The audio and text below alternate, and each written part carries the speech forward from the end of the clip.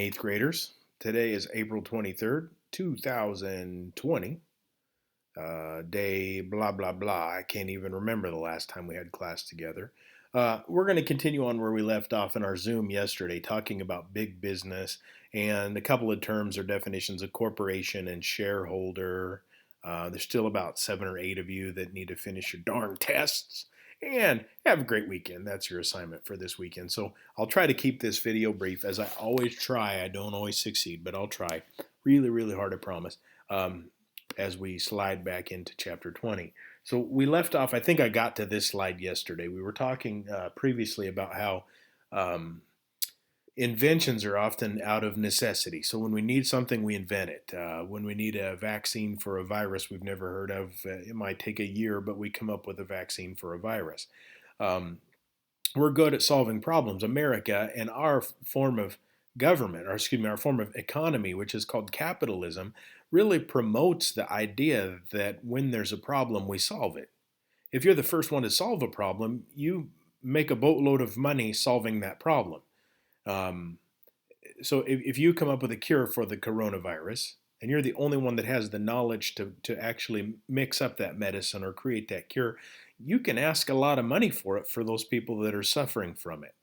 So that's how big business oftentimes gets big, is you come up with an idea or a plan, and you take advantage of opportunities that are given to you, oftentimes by taking big risks. So when we look at this, a corporation is a business that's owned by shareholders. So let's just say, for instance, that I want to open up an ice cream stand downtown. Um, I know there's competition. I know McDonald's sells ice cream and Dairy Queen sells ice cream, but I make really good ice cream. And just to buy a piece of land to build an ice cream shack is thousands of dollars, and building the place is hundreds of thousands of dollars, and buying the equipment is thousands of more dollars, and hiring people. I don't have enough money to do that, so I'm going to have to get you guys to buy into my business. Or a better example is the Nord, because it's going to take several $100,000 to actually build the invention itself that you guys, I hope, remember the Nord, a nasal obstruction removal device. I don't have that much money, and now we're going to have to shift um, building that from China to the United States. We got to get an American company to build it because we trust made in America. USA, USA. So I'm going to create a corporation, and if you want to buy shares of my company, you become a shareholder. So I might sell a share of stock for $10, and I sell 1,000 shares of stock. That's $10,000 that you give me. So there are 10,000 shares out there. Maybe you bought more than one. I don't remember what word I just gave you. I'm selling a share of stock for $1,000 and I sell 1,000. Anyway, you get it. If you own a share of stock and my company does well, a lot of times you do well in two ways. If my company is doing really well, the Nord is selling like hotcakes and everyone is buying them, and they're flying off the shelves at Walmart like toilet paper. Everyone wants them. They can't get them on Amazon. The price of my company, or the value of my company, is going to go up because there's a great demand for my product. If nobody's buying it, then the value of my product is going to go way down, which means the value of your stocks that you own shares of go way down. So you make money in companies or corporations by buying shares of stock when the company isn't worth much and selling shares of stock when the company is worth a lot. And I've demonstrated to all of my classes that when I used my TD Ameritrade account, and I showed you examples of speculation and how you might kind of gamble on a business. So when we look at some of these guys, these big business guys, like John D. Rockefeller. And I talked about Andrew Carnegie and U.S. Steel the other day, but he's coming back up. John Rockefeller owned something called Standard Oil. He owned all of the oil refining capacity in America. It didn't matter if he owned all of the capability of producing oil or pumping oil out of the ground. He owned all of the refining capacity. So if someone else was pumping oil out of the ground and he didn't own that well, he didn't have to refine their oil.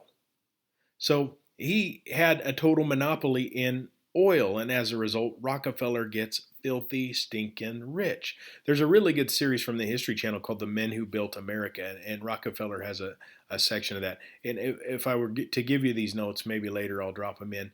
There's a link, but if you go to YouTube and The Men Who Built America, you'll find that as one of the episodes. This guy that kind of looks like Santa Claus is Andrew Carnegie. And he did this first thing, and I told you yesterday, he created the world's first billion-dollar corporation. And he actually, he owned all the iron ore mines and the ships and the railroads to make steel. And America was exploding with steel.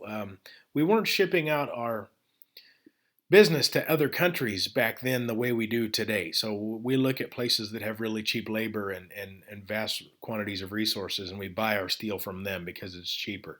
Maybe not quite as high quality as what could be made in America, but that's kind of the way we do things today.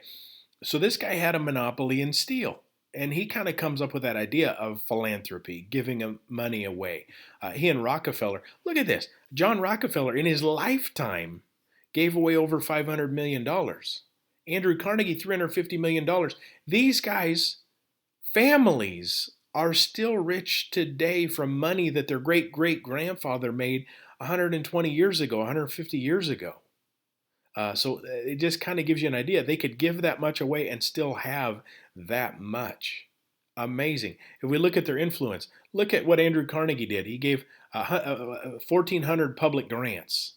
So a public grant would be like if the city of Blair needed to put a new swimming park in, or what do you call a swim station in, a nice water station. I don't know what you call them. Better swimming pool. You write Andrew Carnegie a letter and say, Mr. Carnegie, we would really appreciate a donation. Bam, gives you the money. He built almost 1,700 public libraries. Academic libraries would be like for colleges or universities. This guy spent a total of $45 million just on those three things in 30 years of his lifetime. If we do a comparison, and my comparison is to 2017, but you can type it into a Google search, $350 million in 1900 is the equivalent, get this number here, this is where the millions are, $9,649,944,246.08. The guy gave away $9 billion in 30 years. Excuse me, a little tickle. Here's another one. You'll like this guy. His name is Cornelius Vanderbilt. Ferrying and steamboat businesses, powerhouses, railroads, shipping. He died with the largest fortune up to that time. They called him the Commodore. Anyway, if we look at Vanderbilt, this is what I love about him. These are some of his houses. Those aren't houses, those are castles. Those are American castles that still exist. But that's where Vanderbilt could travel wherever he wanted. He started his own university, Vanderbilt University. Some of you have heard of it or not. It's a pretty prestigious university. I don't know, maybe difficult to get into. I don't know. But the guy had lots of money. During good times, businesses expand and grow. During bad times, businesses shrink and lay off workers. Right now, with the coronavirus epidemic, a lot of workers are being laid off, maybe even your parents. Hopefully, it's a short-term thing and they're back to work soon, making money. But we're in one of those times, a bad time where businesses are forced to shrink because we're just not doing enough business outside of our homes. Unless you're Walmart or Hy-Vee or Amazon, places where we have to buy our groceries or our staple supplies, they're not doing all that well. They're just kind of hanging on. A period of low economic activity is called a depression. We are not in an economic depression yet, but if our economy continues to struggle for several quarters, a quarter is 3 months in a year, if we struggle for 2 quarters and lose value in 2 quarters, we go into a recession, and a recession can turn into an economic depression. So we're not there, but we could be if this lasts a long time.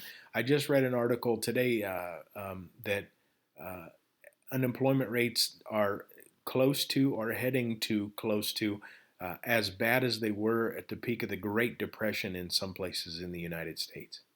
So that's pretty scary, but not a lot of people are are freaking out and going crazy about unemployment and another Great Depression, because it would hopefully appear to be that this coronavirus thing hopefully will pass over us relatively quickly and we'll get back to what is normal. So when we look at then versus now, and we'll use Bill Gates as our example because I think everybody knows Bill Gates. And I've told stories about how Bill Gates um, had that wise idea to put a computer in everybody's hand, and at the time when computers would fill up our classroom at school. Um, and people thought he was nuts. Well, he just had a really good idea, and as a result, he was the firstest to get there the quickest. Um, so if we compare Rockefeller, who was the richest at his time in the early 1900s, with Bill Gates, who is one of the richest today, and I'll show you a chart here in just a minute that's kind of cool. Gates has a net worth of about $98 billion. It says on here 99, but maybe can change that. $98 billion. $98 billion. You and I see the billboards for the Powerball at 100 million, and we're like, oh my gosh. So Gates is surely worth a lot more than Rockefeller was, right? Well, kind of, sort of. Let's take a sidestep here. This is the Forbes list of the world's wealthiest people. World's wealthiest people. This is a really fun list to go to. If you go to just type in a Google search someday Forbes and billionaires. This lists all the world's billionaires. Jeff Bezos, he's Amazon. By the way, a couple years ago he was worth significantly more, but he went through a divorce and his wife got about half his money. So Jeff Bezos is really wealthy. This chart, by the way, was updated in March during the coronavirus. So all of these men were worth more. Most of them were worth more and have suffered at least a little bit. So if we go down the list, Bernard Arnault. This is the first time he's knocked Warren Buffett out of the top three. For probably a decade or more, Buffett and Gates were 1 and 2, and then this Amazon guy comes along and knocks them off. Arnault is fashion and retail. Buffett, finance and investment. Larry Ellison, I believe Larry Ellison is Google technology. Armanci, I think there's another guy. I don't know. Larry Ellison might not be Google. Armanci Ortega is fashion and retail. You've heard of Mark Zuckerberg. His thing is Facebook. Look at this. $55 billion because people are addicted to social media. How about these guys? Jim Walton, Alice Walton, Rob Walton. Okay, 55 billion, 55 billion, 54 billion, $150 billion. Same last name. Yeah, they're siblings. And their father, his name was Sam, invented the concept of Walmart. So imagine if Sam were still alive and this were all his fortune, he makes Bezos look like a chump. There's also another Walmart coming up in a little bit. Larry Page and Sergey Brin, these are the two Google guys, the two guys that came up with that idea. So 13th and 14th richest people on the planet because of Google. Carlos Helu, he used to be top 3, top 4 maybe. Telecom in Mexico. If you own a cell phone or have a satellite dish television in Mexico, really good chance that Carlos Helu owns it. He has sort of a monopoly on that. But as we scroll through the list, it's kind of fun. This one's kind of funny to me. Francois Betancourt. His mother was Lillian Betancourt. So a year ago, she was on this list and she passed away. Company is L'Oreal. 15th richest person on the planet. If you don't know, L'Oreal is a company that makes cosmetics, makeup. So the 15th richest person on the planet is that rich because many females like to wear makeup. So if we look here, so we think Bill Gates, wow, $98 billion during a crisis, which means he probably was worth well over $100 billion shortly before that. Surely he's got John Rockefeller beat. This is from 2018, so this is a little bit outdated. And 2 years ago, he was only worth $90 billion. Poor guy. Microsoft is his company. But if we look it up, John Rockefeller at his peak was worth about $900 million. So he never broke $1 billion, which sounds like small change compared to $98 billion that Bill Gates is worth. But there's kind of a funky way to do the math here, so follow along with me. As a percentage of the entire national budget that year, So the budget for the whole country to pay for all the bills of the whole country for the federal government was $750 million, which means Rockefeller could have paid the bills for America for a year, a little over a year. Okay, Gates has 98 billion. We just, in the relief packages that we've passed through the House of Representatives and the Senate, signed by the president over the last couple of weeks for the coronavirus, we've spent in the last month or so about $3 trillion. So the money that Bill Gates doesn't even really touch the kind of money that our federal government spends it, and it's all debt that the federal government takes on to spend this. Rockefeller's worth 2% of the gross national product of the United States. Gross national product means the total value of all of the goods and services produced and provided in a year. This is in billions. In the United States, and this is the third quarter of 2017, 19 trillion 728 billion 867 million when we look at this. That's just crazy numbers. So for Bill Gates to have 2% of that, not even close, which means ultimately gross national product, the sum and value of all producers in the nation, plus product taxes, plus income received from other countries, which means Rockefeller, if he were still alive today and had the same percentage of the U.S. gross national product, he'd be worth $394.6 billion. Holy bejeevers. Now, that's kind of funny math, and Rockefeller never had a billion. But you get the idea, too, that even with inflation, when Rockefeller had $900 million, in today's money, that's a lot of money. So I'm going to go back into this. I'm going to start here on Monday with the fun facts of Bill and Melinda Gates. And then I've got some statistics that I hope to pull up and show you. I've been pulling up statistics on Bill Gates' wealth for probably most of the last 20 plus years. And we can take a look at what has happened to his money during economic strong times and economic downturns. In March, if he was worth $98 billion, in April, so now, he's probably worth several billion less. Now, that also does not mean that Bill Gates has a mansion with a swimming pool and $98 billion in $100 bills to go swimming in. And it doesn't mean Jeff Bezos has $113 billion in cash. That's the value of all of their stuff that they own. So their houses, their business, their shares of stock that they own in the companies, their cars, that's net worth. So if we cashed in everything Jeff Bezos had and sold all of his Amazon stock and sold all of his houses and his jet skis and his dog, that'd be mean to sell a guy's dog. This is what we would come up with.